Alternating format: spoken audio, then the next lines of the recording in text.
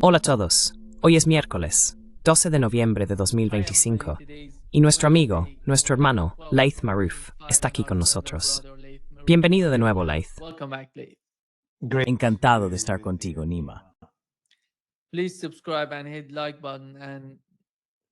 Por favor, suscríbete y dale al botón de me gusta. Puedes ver la dirección justo debajo del nombre de Laith. ¿Ves el vídeo de Free Palestine? Puedes ir allí y apoyar lo que Laith está intentando hacer. Nos está proporcionando informes que nadie más es capaz de hacer, porque no hemos visto a nadie haciendo lo que Laith está haciendo ahora mismo, en la parte sur del Líbano, informando sobre lo que ocurre en esa zona, que es uno de los principales focos de conflicto en Oriente Medio. Laith, observando lo que ha ocurrido en Estados Unidos. Al-Jilani va a Washington, se reúne con Donald Trump y dice que también mantiene conversaciones directas con los israelíes. ¿Cuál es tu interpretación de lo que está pasando? Se suponía que Estados Unidos debía retirarse de Siria, ¿verdad? Ahora parece que están enviando más soldados allí. ¿Qué está ocurriendo?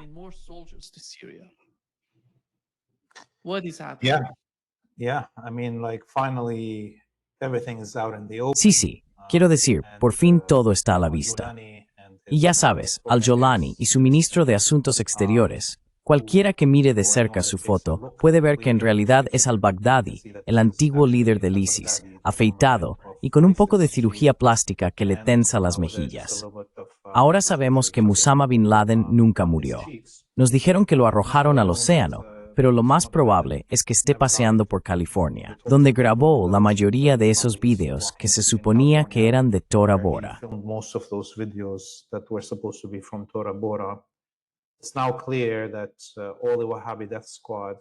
Ahora está claro que todos los escuadrones de la muerte wahhabíes del mundo, Al-Qaeda, ISIS, HTS, Al-Shabaab en Somalia o Boko Haram en Nigeria, están siendo utilizados para justificar una invasión de Nigeria. Todos ellos fueron creados por la inteligencia saudí y gestionados por la inteligencia israelí y la CIA.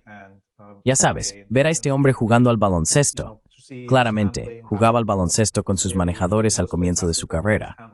Se siente muy cómodo con todos esos soldados y funcionarios de inteligencia estadounidenses. La Casa Blanca le tendió la alfombra roja a este genocida, este decapitador, porque es su hombre.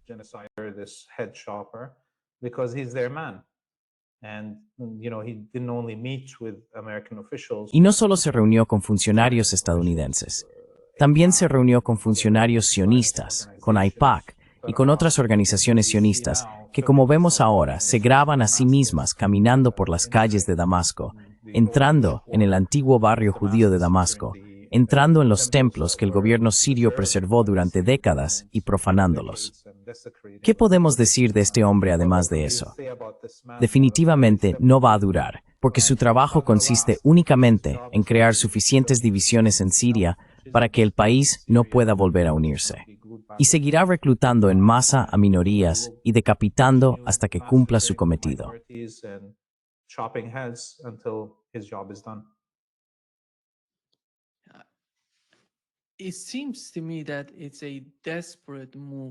Me parece que es una maniobra desesperada por parte del gobierno turco. Están intentando... ¿Quién está detrás de Al-Jolani? ¿Y crees que conseguirían lo que quieren de Israel, que sería no atacar a Siria? No, ya sabes, simplemente renunciar a los territorios que han ocupado en el sur, no solo los altos del Golán, sino más allá, la parte meridional de Siria. No veo que eso ocurra con la nueva actitud. Entonces, ¿qué hay detrás de este tipo de comportamiento por parte del gobierno turco? Porque no veo yo a Al-Jolani separado de las políticas de Estambul o de Ankara.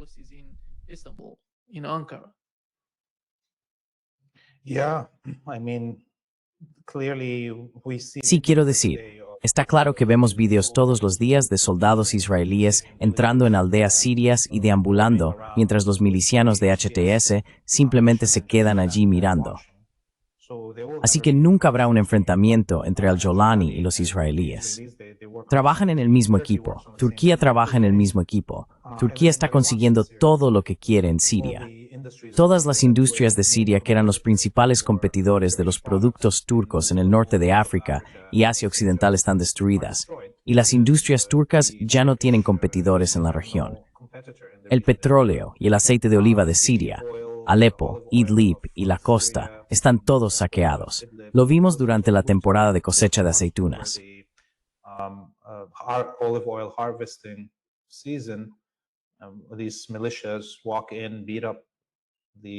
Estas milicias entran y golpean al pueblo de la región, igual que los colonos en Cisjordania. Roban su cosecha de petróleo y aceitunas y la envían a Turquía, y ahora se exporta como si fuera un producto turco. Así que Turquía está consiguiendo todo lo que quiere. Está controlando el agua del Éufrates y del Tigris sin oposición del gobierno sirio. En realidad, están dejando sin agua al Éufrates y al Tigris ahora mismo. Irak está siendo muy afectado por esto, y Siria solía luchar por los derechos del río, resistiendo todo el saqueo del agua por parte de Turquía. Sabes, no veo nada más que Turquía quiera. ¿Ha visto cómo el norte de Siria se ha convertido en una colonia de kurdos? North of Syria become now a colony of Kurds, and so it's getting rid of all of its own Kurds. Así que está deshaciéndose de todos sus propios kurdos. Todos esos kurdos están saliendo de Turquía y ocupando, colonizando el noreste de Siria. Así que es perfecto para él. ¿Qué más necesita Turquía de al-Jolani? Y los rusos están contentos. Se están llevando todo el gas saqueado. Todo el gas de Siria está bajo el control de Rusia. ¿Y quién sabe a dónde va el dinero? El petróleo va a los estadounidenses. Los israelíes están quedando con toda el agua de los altos del Golán, el río Yarmouk, el río Jordán, todo. Así que no queda nada en Siria por repartir. Este hombre, al-Jolani, no gobierna nada excepto los guetos de las ciudades, donde no hay industria, ni agricultura, ni recursos naturales.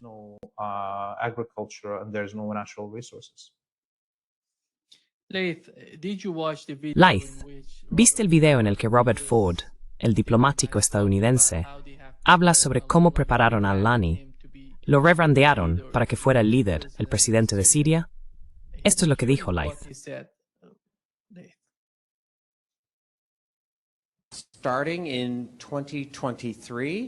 A partir de 2023, una organización no gubernamental británica especializada en la resolución de conflictos me invitó a ayudarles a sacar a este tipo del mundo del terrorismo y llevarlo a la política convencional. Al principio, tengo que decirte que estaba muy receloso de ir. Tenía imágenes de mí mismo con un mono naranja y un cuchillo en la garganta. Pero después de hablar con varias personas que habían ido allí, una de las cuales se había reunido con él, decidí arriesgarme. La primera vez que lo conocí, su nombre de guerra era Abdelkader al-Jolani, pero su verdadero nombre es Ahmed al-Shara, que solo reveló al mundo después de ser capturado.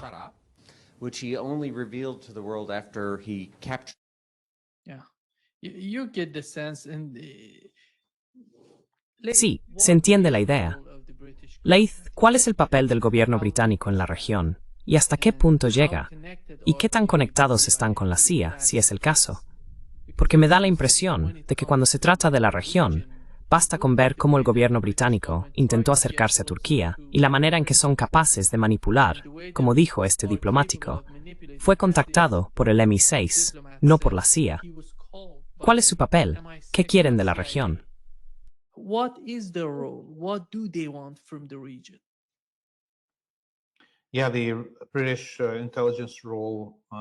Sí, el papel de la inteligencia británica en la región se remonta al siglo XIX, incluso antes de la Primera Guerra Mundial. La Oficina de Inteligencia Británica en la India solía controlar gran parte de la actividad en lo que hoy se llama Asia Occidental. Ellos, ya sabes, protegieron y financiaron a las familias reales que aún existen hoy, y las moldearon. Y por supuesto dieron impulso al culto wahhabí. Utilizaron el culto wahhabí ya a finales del siglo XVIII para atacar Nayaf, Kerbala, La Meca y Medina, luego otra vez en el siglo XIX y nuevamente durante la Primera Guerra Mundial. Así que, ya sabes, el papel de la inteligencia británica es muy profundo aquí. Aunque los estadounidenses, de alguna manera, heredaron todo el imperio británico al final de la Segunda Guerra Mundial, con ellos ocupando Londres.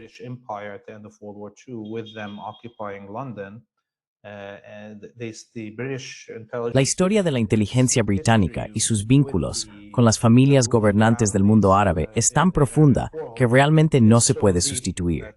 Sabemos, por supuesto, acerca de los 5 ojos y de cómo todos los servicios de inteligencia anglosajones son, ya sabes, subordinados a la CIA. Y esto continúa. En los lugares donde los estadounidenses y los británicos no pueden hacer algo, los canadienses o los australianos intervienen y hacen otra cosa. Muchas veces, en lugares donde hay demasiada atención sobre la inteligencia británica o estadounidense, los canadienses, con su imagen más suave, pueden recopilar información que otros no pueden. Así que siempre hay un papel que desempeñar. Incluso la inteligencia canadiense en Siria tuvo un papel que cumplir.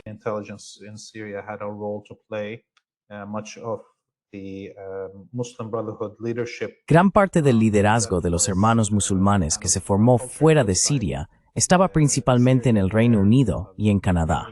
En cuanto a los turcos, Turquía parece haber olvidado su propia historia. Cómo la inteligencia británica estuvo detrás de la revuelta árabe, la llamada revuelta árabe dirigida por los hachemíes, a la que ningún otro movimiento árabe quiso apoyar. Encontraron a los hachemíes y a la familia Saud para respaldarlos. Pero ahora, por supuesto, durante al menos los últimos 15 años, hemos visto a la inteligencia turca desempeñar un papel crucial en la destrucción de Siria y en su relación con la inteligencia británica, creando los cascos blancos y otros esfuerzos similares, que fueron importantes y decisivos en la batalla, tanto en el ámbito propagandístico como en el de la inteligencia.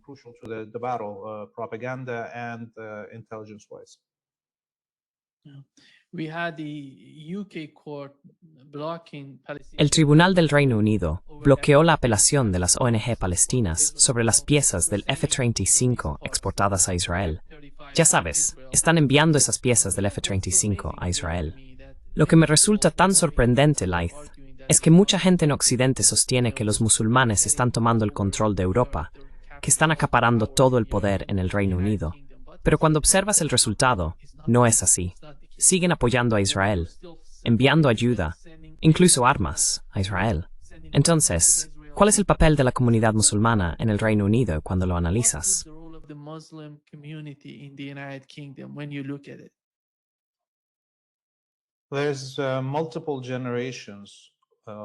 Hay varias generaciones de inmigrantes musulmanes en el Reino Unido. Por supuesto, el grupo más antiguo procedía del sur de Asia, donde los británicos ocuparon el subcontinente indio. Fueron llevados al Reino Unido para trabajar o se trasladaron debido a diferentes guerras y otros acontecimientos dentro del sistema de gobierno imperial británico hasta que acabaron allí. Algunos de ellos, por supuesto, eran de clase trabajadora, pero también existía toda una clase colaboracionista en el sur de Asia, que más tarde fue contratada en África, esa clase media o alta surasiática que se situaba entre los gobernantes británicos blancos y los africanos negros.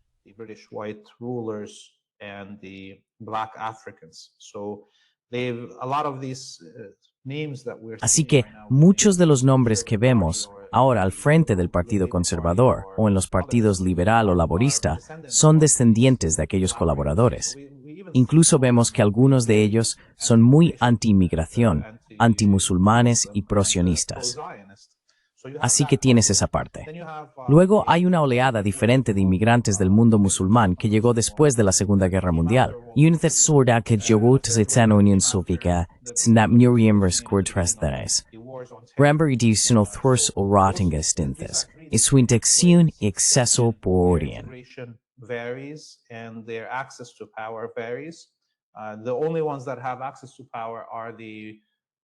Los únicos que tienen acceso al poder son aquellos de esa clase alta que colaboró con los imperialistas hace mucho tiempo y que aún siguen colaborando. La gran mayoría de los musulmanes en el Reino Unido pertenece a la clase trabajadora y lo único que quieren es que los dejen en paz. Entienden que hagan lo que hagan, incluso votando, no van a conseguir una representación real. Esa es la gran mayoría de los musulmanes en el Reino Unido, y están siendo utilizados como saco de boxeo por los sionistas. Mira, parte de los objetivos de la guerra contra el terrorismo no era solo la destrucción de todos esos países y el saqueo de sus recursos, sino también impedir la integración de los musulmanes en los países occidentales.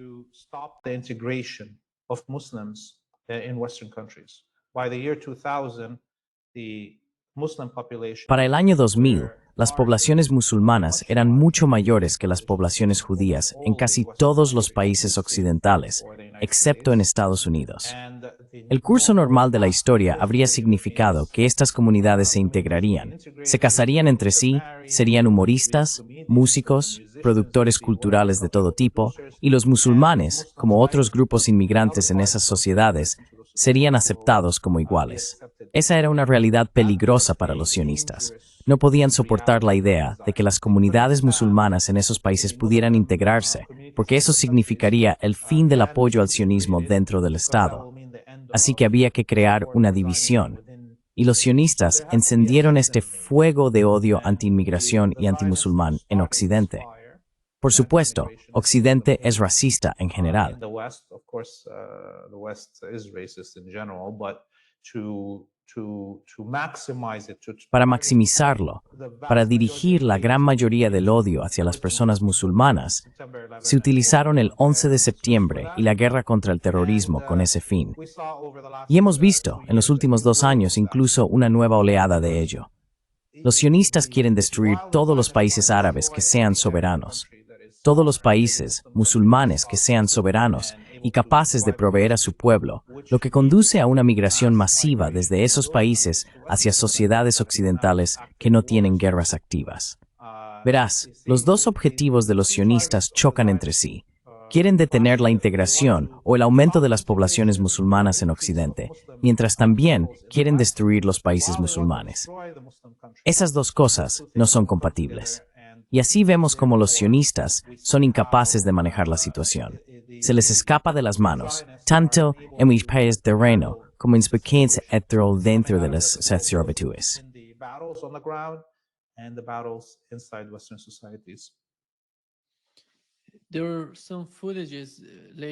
Ha salido recientemente un video, al parecer de hace 2 días, que muestra a los israelíes desplegando tanques en la frontera con el Líbano. ¿Cómo ves la situación con el Líbano? ¿Está eso relacionado con algún tipo de operación terrestre? ¿Qué es exactamente? ¿O se trata simplemente de un comportamiento normal? ¿O están preparándose para algo que está por venir?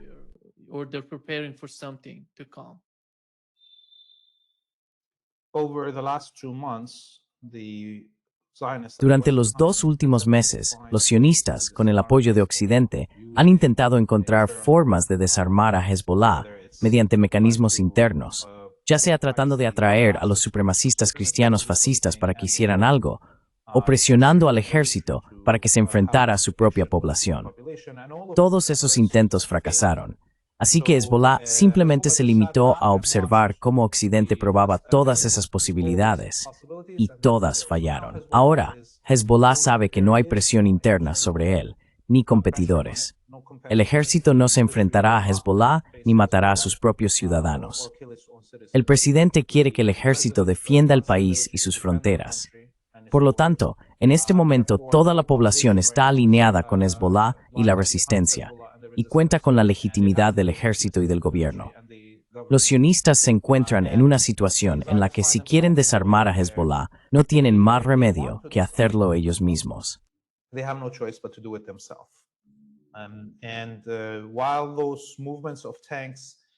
Y aunque esos movimientos de tanques puedan parecer una preparación para invadir el sur del Líbano, lo dudo. Creo que es solo parte de la presión continua sobre Hezbollah y el Estado libanés. Si observamos los intentos anteriores de los sionistas de invadir el sur del Líbano, desde que Hezbollah entró en acción en 2006, no pudieron avanzar más de unos pocos kilómetros antes de que toda su fuerza invasora fuera destruida. De manera similar, entre 2023 y el alto el fuego a finales de 2024, el ejército israelí no logró ocupar ninguna aldea, apenas avanzó, y volvió a perder decenas de tanques y vehículos blindados. Así que una invasión desde el sur en este momento, después de que los sionistas ya hayan destruido todas las aldeas de primera línea en el sur del Líbano, sería una misión suicida.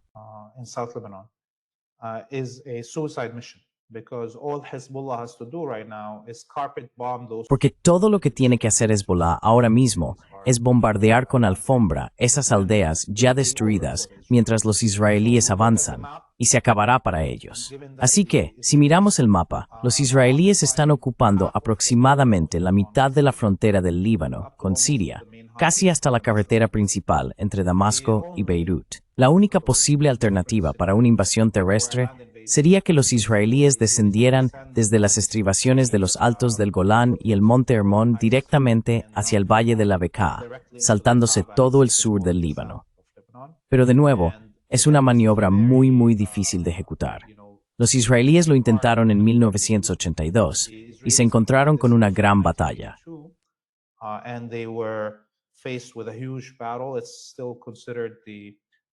Todavía se considera la mayor batalla de tanques de la historia desde la Segunda Guerra Mundial, y perdieron decenas de tanques.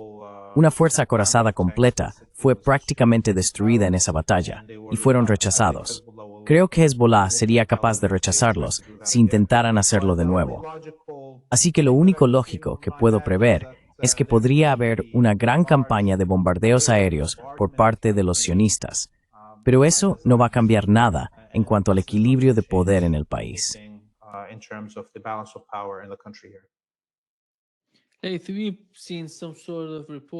Hemos visto algunos informes que muestran que Hezbollah ha recibido las armas que necesitaban para prepararse ante cualquier tipo de ataque por parte de los israelíes.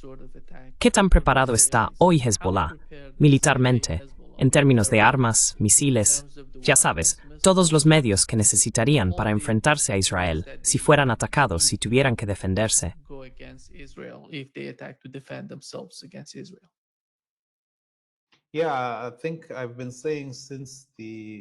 Sí, creo que llevo diciendo desde la caída del gobierno sirio que Hezbollah está ahora incluso más armado que antes. Y esto se debe a múltiples razones. Primero, cuando el gobierno sirio colapsó, todos los depósitos de armas pertenecientes al ejército sirio en todo el país se convirtieron en un botín libre para todos. No solo los israelíes atacaron esos depósitos, sino que cada aldeano local cogió todo lo que pudo. Luego, esas armas acabaron en el mercado negro por toda Siria, especialmente en las aldeas fronterizas con el Líbano, donde se podía cruzar fácilmente y comprar al peso las armas que quisieras. Ni siquiera necesitabas especificar el tipo, solo pedías y te lo amontonaban todo. Podías comprar desde una pequeña pistola hasta un tanque, ¿de acuerdo?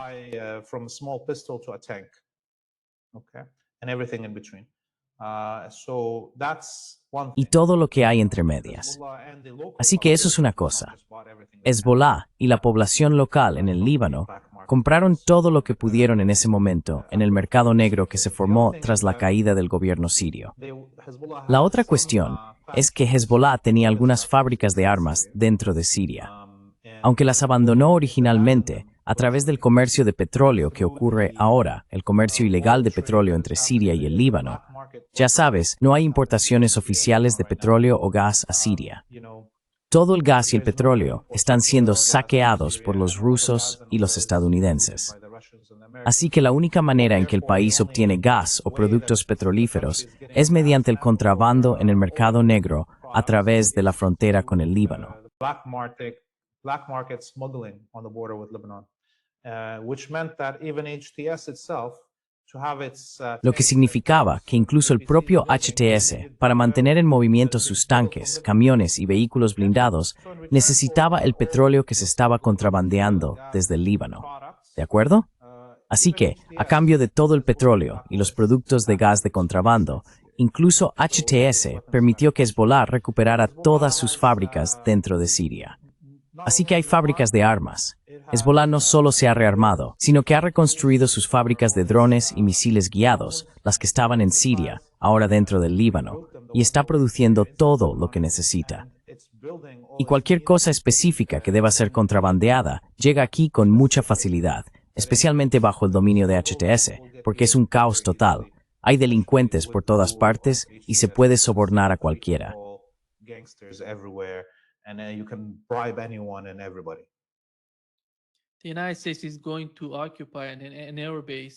Estados Unidos va a ocupar una base aérea cerca de Damasco. ¿Por qué decidieron entrar en esa zona específica? ¿Y cuál es el significado estratégico de este tipo de movimiento? ¿Se trata de la presencia de Rusia en Siria? ¿Tiene que ver con la forma en que quieren apoyar a Israel? ¿O, al apoyar a Israel, también quieren respaldar a Israel en su ataque a Irán?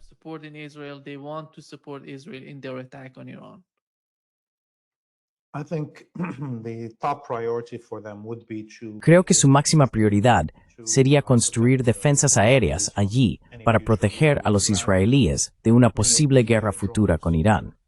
Muchos de los drones y misiles guiados pasaban por esa ruta, desde Damasco, cruzando los altos del Golán y luego hacia el sur. Ese era uno de los caminos que seguían esos misiles y drones. Es más difícil para las defensas aéreas israelíes vigilar los misiles y drones que vienen desde esa dirección debido a los altos del Golán. Narawi, en Monsemant, han capturado el Monte Hermón y están construyendo propios y equipos en su cima. their own radars and stuff on top of it. So I think it's more about the air defenses being just before. Creo que se trata más bien de tener las defensas aéreas posicionadas justo antes de Damasco, para que puedan derribar cualquier cosa que se dirija hacia los israelíes. La otra cuestión es que en una situación en la que el gobierno de al-Julani se derrumbe, lo cual es uno de los escenarios más probables, el gobierno no puede prestar ningún servicio, realmente no controla el país y reina el caos. Todo el mundo está formando milicias. En cualquier momento, el gobierno de al-Julani podría colapsar. Así que se trata de tener la capacidad de una parte crucial del país que podría dividir el sur y el este de la capital si al-Julani se dejan de existir. Al-Julani ceases to exist or his government ceases to exist.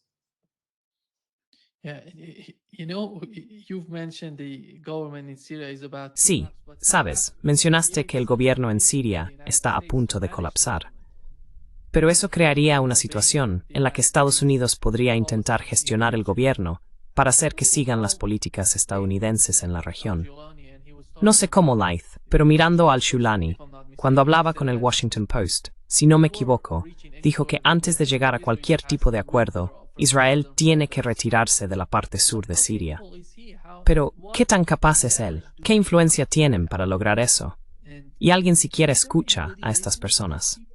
¿O es simplemente una fantasía pura del gobierno turco, pensando que pueden conseguirlo mediante este tipo de maniobra de al-Julani para Donald Trump? Yeah, it's just they're trying to Sí, make him es look que, like ya sabes, están intentando hacer que parezca que todavía no es bueno, no quiero usar una mala palabra, el prostituto de los sionistas, ¿verdad? Zionists, right? They're trying to Están make him intentando look que like parezca que de algún modo va a enfrentarse a ellos. of course, Y por supuesto, en su declaración no mencionó los altos del Golán, solo hablaba de los territorios que los sionistas ocuparon desde el 8 de diciembre. Así que creo que esa es la parte más crucial de lo que dijo y por qué lo dijo. Los sionistas le pedían que diera a entender que no le importan los altos del Golán, ¿vale? Y eso fue lo que entregó. Esto forma parte de la propaganda, cómo se moldea y se construye. Esas palabras no salieron de su boca, se las dio su asesor para que las dijera como respuesta a esa pregunta. Todo esto es una aparición controlada. Y quiero decir, vemos esos videos. And I mean, we watch those videos. Everybody can watch them of Israeli soldiers roaming in villages. Todo el mundo puede ver esos videos de soldados israelíes recorriendo aldeas en el sur de Siria, mientras los soldados de HTS simplemente se quedan ahí, observándolos rebuscar en las casas de la gente, disparar al aire y aterrorizar a los habitantes. Así que no hay enfrentamiento. Ya sabes, al-Julani es una creación de la CIA. No es que realmente le importe gobernar un país o ser presidente o el bienestar de este país.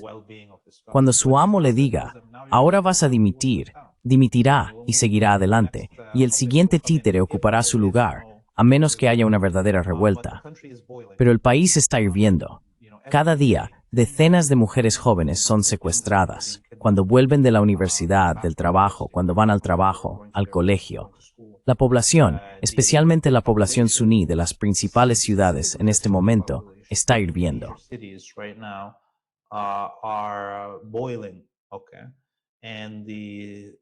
Y la población suní en las principales ciudades como Damasco y Alepo constituye la clase empresarial alta y media del país. Y si la clase empresarial del país no está contenta, porque lo único que suele mantener a la gente tranquila bajo una dictadura es que los negocios funcionen, entonces hay un problema. Si los negocios van bien, las clases media y alta no se vuelven en tu contra. Pero si ni siquiera puedes ofrecer a esta clase parasitaria oportunidades de negocio, también se volverán contra ti y utilizarán sus empresas para intentar derribarte. Así que aquí es donde estamos. Todas las minorías están en contra de este gobierno, y ahora las clases alta y media de los suníes también están hartas porque no hay normalidad. Ni siquiera puede ofrecer los servicios que el gobierno de Assad proporcionaba durante el bloqueo y la guerra.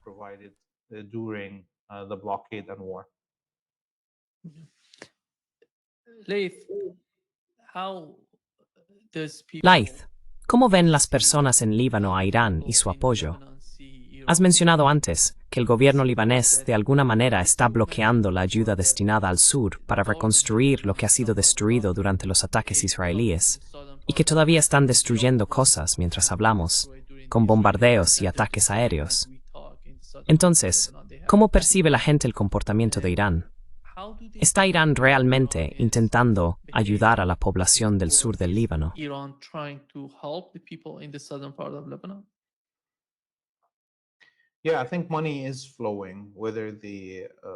Sí, creo que el dinero sigue fluyendo, tanto si el gobierno libanés o el Banco Central intentan bloquearlo como si no. Sabes, en las últimas semanas ha habido mucha atención por parte de los sionistas y los imperialistas sobre Al-Qard al-Hassan, que significa el préstamo bendito.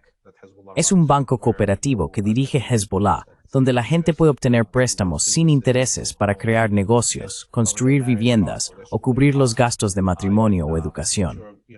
Puedes depositar tu oro o tus joyas en este banco y te dará dinero para que puedas comprar más joyas. Es uno de los mejores bancos cooperativos del país y mucha gente de la clase trabajadora, no solo los chiíes, sino también personas de otras confesiones, está depositando su dinero allí. Creo que al menos la mitad de los clientes de Al-Qard al-Hassan no son chiíes por esa razón.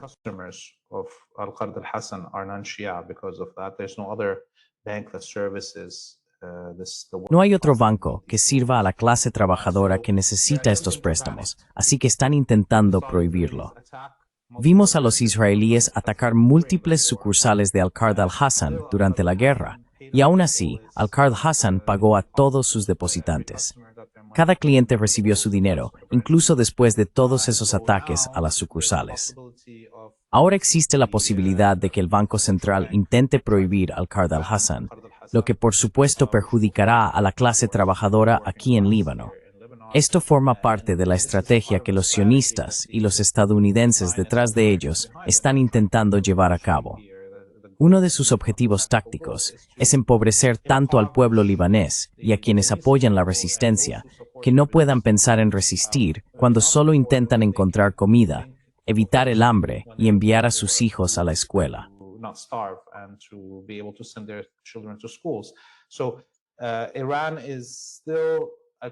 Así que Irán sigue intentando traer dinero al país, y Hezbollah está haciendo que eso ocurra. Todo sigue en marcha. Pero esto es independiente del dinero de la gente. Ahora hay todo un programa en el que Hezbollah intenta ayudar a las personas a reconstruir, a dar dinero para la reconstrucción. Pero los israelíes siguen atacando esos esfuerzos de reconstrucción en el sur. Así que Hezbollah está esperando hasta que la situación sea lo bastante segura para reconstruir. Y eso requerirá o bien que los israelíes respeten el alto el fuego, cosa que nunca harán, o un regreso a la guerra a gran escala, en la que los israelíes reciban un golpe y dejen de atacar el sur.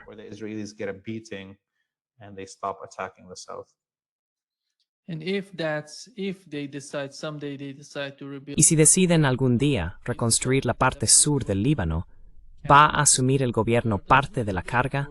¿O simplemente no quieren implicarse en la reconstrucción del sur? ¿Cuál es la postura del gobierno al respecto? En 2006, el gobierno del Líbano no gastó nada en reconstrucción. Hezbollah pagó creo que fueron unos 5 o 6 mil millones de dólares para ayudar a la gente a reconstruir sus hogares. Reconstruyeron toda la infraestructura que fue destruida, todo a su propio costo. Y no espero que el gobierno libanés lo haga mejor esta vez.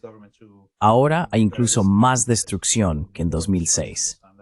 Hezbollah está exigiendo que el gobierno haga su parte, pero en el Líbano no hay un gobierno real. No proporciona servicios básicos, educación, atención sanitaria, electricidad. Ni siquiera funcionan los semáforos. Así que no espero que asuman la factura en un futuro próximo. Tal vez, si el Líbano fuera un país verdaderamente soberano, el gobierno ayudaría. Pero ahora mismo no veo ninguna posibilidad de que el gobierno invierta dinero en la reconstrucción.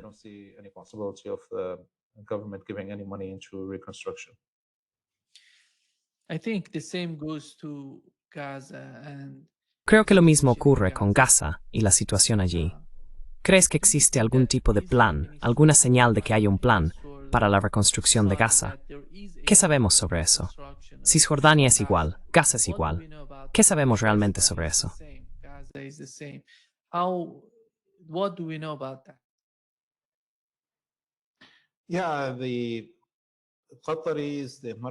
Sí, los cataríes, los emiratíes, los saudíes, todos dijeron que pondrían dinero sí y cuando llegara el momento.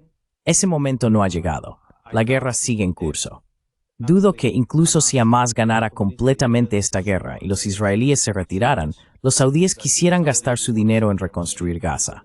Los emiratíes y los saudíes en concreto solo invertirán dinero en la reconstrucción de Gaza si Israel la gobierna. Son totalmente pro-sionistas y no quieren que la resistencia parezca haber conseguido nada para el pueblo de Palestina. Cisjordania. En realidad, nadie está prestando atención a Cisjordania. Hay cerca de 300.000 palestinos sin hogar en este momento, con toda la destrucción de los principales campos de refugiados alrededor de las ciudades de Cisjordania y la despoblación total de varias aldeas en el Valle del Jordán y las colinas de Hebrón.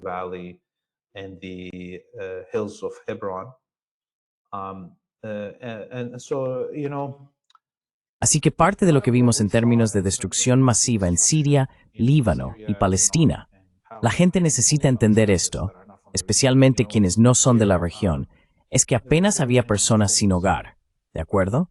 Porque la gente construye casas multigeneracionales. La familia simplemente amplía la casa en el terreno, añade otra sección para el primer hijo con su esposa e hijos, y luego otra y otra. Básicamente existía una propiedad multigeneracional de las viviendas. Alrededor del 90 y tantos % de las personas eran propietarias de sus casas. Muy pocas personas alquilaban realmente. Y Occidente quería borrar esa riqueza multigeneracional que estaba invertida en las casas y en la tierra, borrarla del mapa por completo.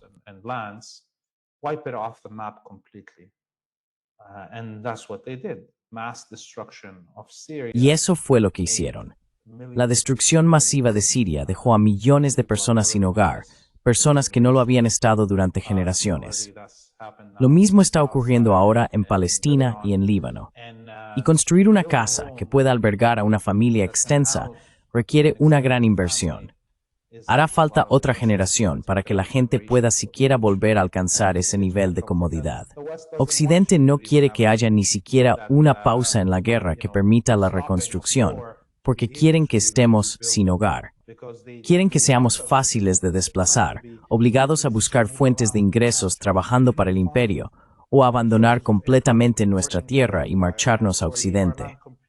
Ese es el objetivo de esta destrucción masiva. Borrar la riqueza generacional que existía en la región.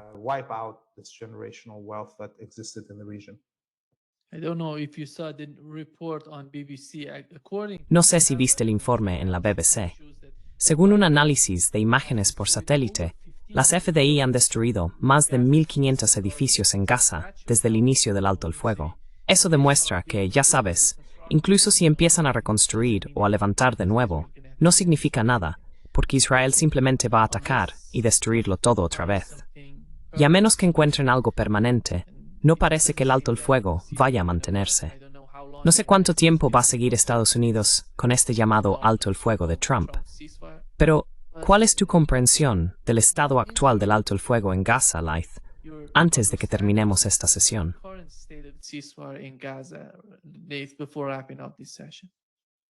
Yeah, it's definitely temporary.